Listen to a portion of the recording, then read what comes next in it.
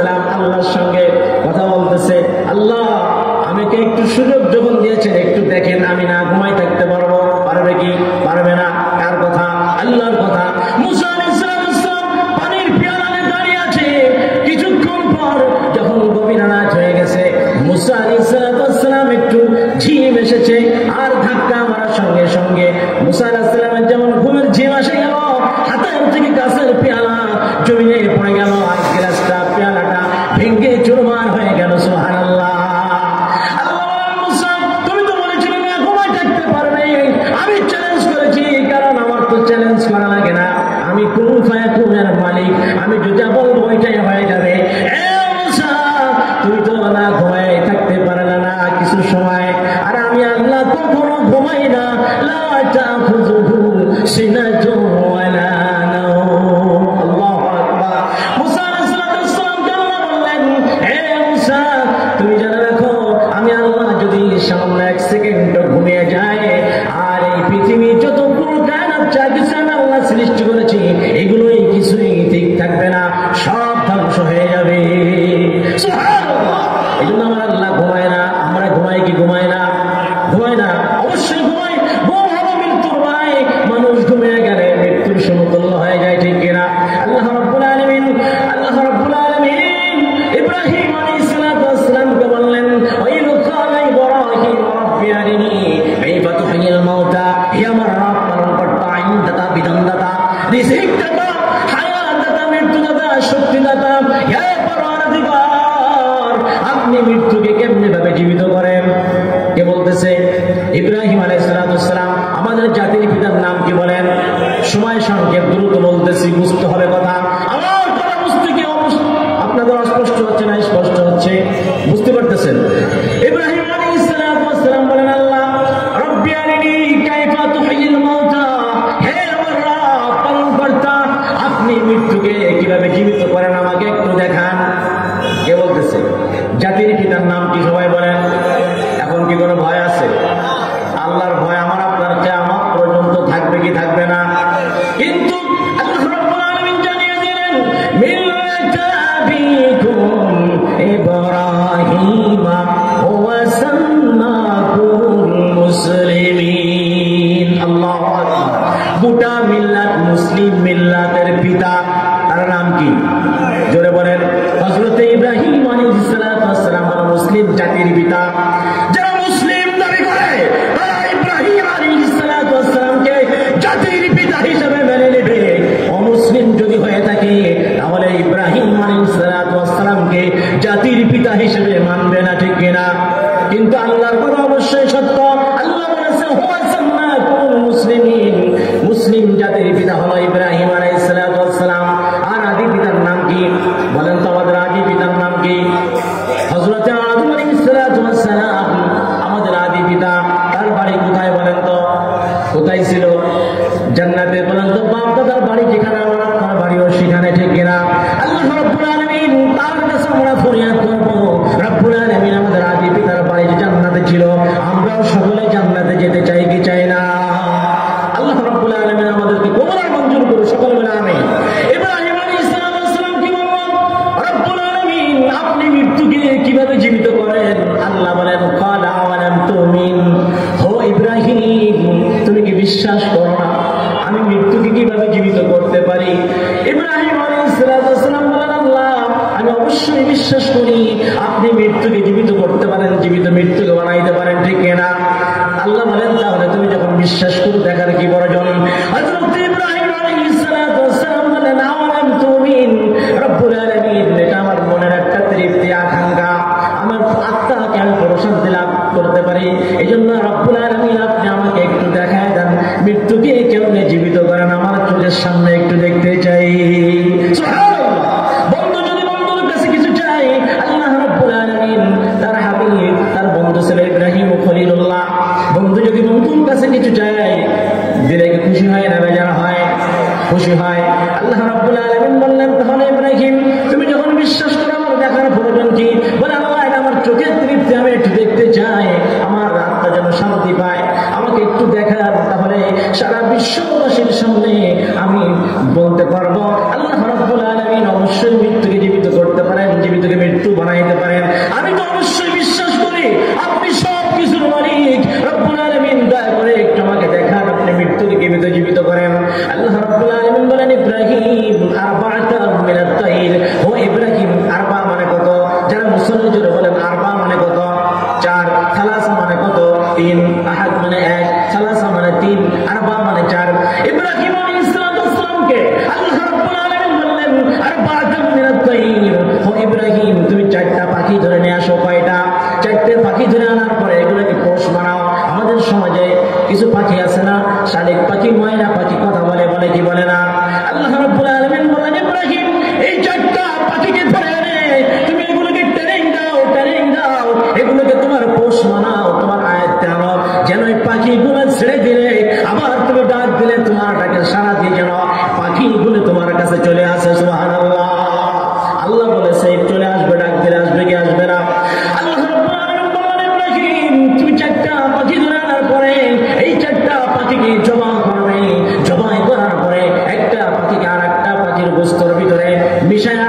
ভর্তার মতো বানিয়ে ফেলো।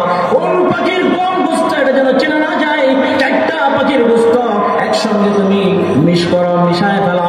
মিশানোর পরে আলা জাবালিন মিনহুন্না, ও ইব্রাহিম তুমি জাবাল মানে পাহাড় বলা হয়।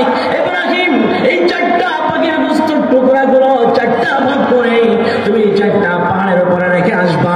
আসার পরে তুমি পরে যখন ডাক দিবে রে ইব্রাহিম দেখতে পাবে তোমার কাছে ওই জবাকৃত মাখানো পাখিগুলো একটার গোস্ত আর একটার ভিতরে ঢুকে গেছে, একটার হাড্ডি আর একটার ভিতরে ঢুকে গেছে।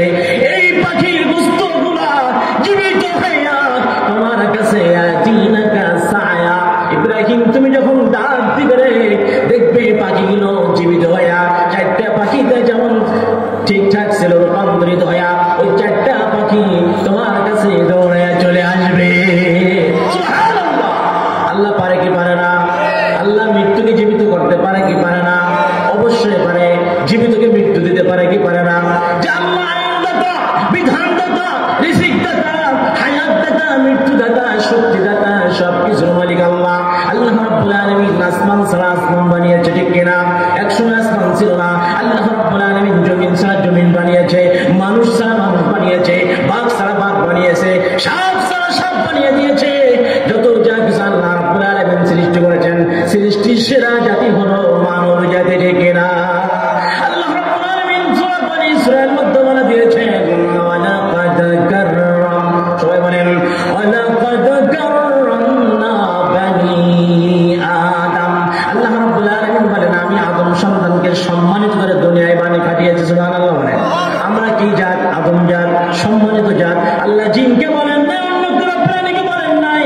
আল্লাহ রাব্বুল আলামিন বলেন কাররামনা বানি আদম, আমি আদম সন্তানকে সম্মানিত করে দুনিয়ায় প্রেরণ করেছি।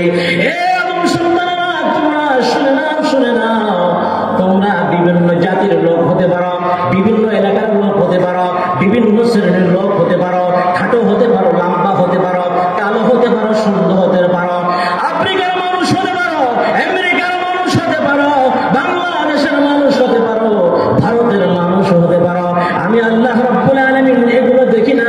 আমি আল্লাহ রাব্বুল আলামিন বলছে ইয়া আইয়ুহান নাস, তোমরা হলো সব মানুষ, ঠিক কিনা?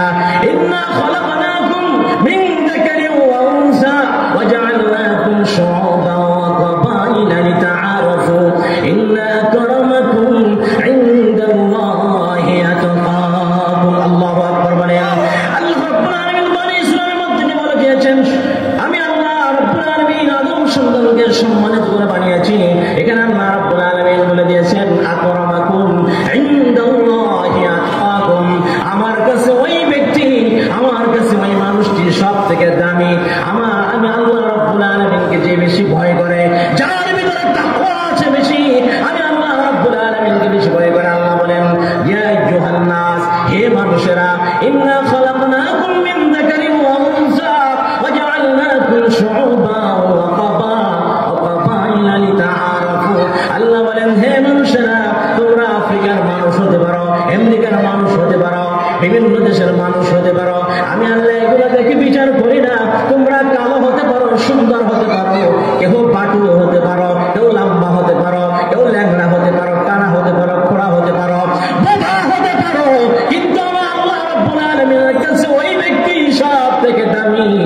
ইন্না আকরামাকুম ইনদাল্লাহি আতকাকুম। আমি আল্লাহ তোমাদেরকে গ্যারান্টি দিতেছি, নিশ্চয়ই নিশ্চয়ই আমি আল্লাহ রাব্বুল আলামিনের কাছে ওই ব্যক্তি সব থেকে দামি, ওই ব্যক্তি সব থেকে সম্মানিত ব্যক্তি, যে আমি আল্লাহ রাব্বুল আলামিনকে ভয় করে। সে ব্যক্তি আমি আল্লাহ রাব্বুল আলামিনের কাছে সব থেকে সম্মানিত। সুবহানাল্লাহ। বলে সম্মানিত মানুষ এত বুঝাইলাম, সুবহানাল্লাহ। 5 আগস্ট হওয়ার কথা, ঠিক কিনা? না সব সুবহানাল্লাহ আওয়াজ যতদিন দেহে থাকবে প্রাণ, সুবহানাল্লাহ, আলহামদুলিল্লাহ, ওয়া লা ইলাহা ইল্লাল্লাহ, আল্লাহু আকবার আওয়াজ কিয়ামত পর্যন্ত যতদিন এই পৃথিবীতে মানুষ বসবাস করবে, আল্লাহ রাব্বুল আলামিনের প্রশংসা ততদিন মানুষেরা করবে কি করবে না? জোরে বলেন। আমরা মরণশীল, আমরা পৃথিবীতে চিরস্থায়ী থাকতে পারবো না। এই জন্য আল্লাহ রাব্বুল আলামিন বলেন আল্লাহ